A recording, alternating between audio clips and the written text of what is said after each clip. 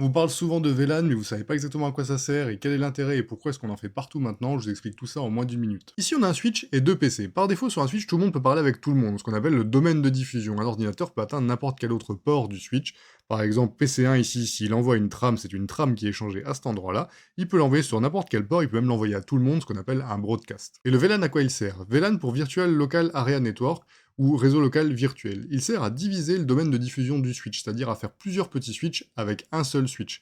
Ça permet d'optimiser l'usage du matériel. Imaginez ici que PC1 et PC2 en fait ne soient pas à la même entreprise, on peut tout à fait partager le matériel, ça arrive quand on partage les locaux, sans que les machines puissent communiquer entre elles. Avec le VLAN, on va simplement découper le switch en deux et dire que la première partie du switch sera du VLAN 1, l'identifiant du VLAN, et l'autre partie du switch sera du VLAN 2.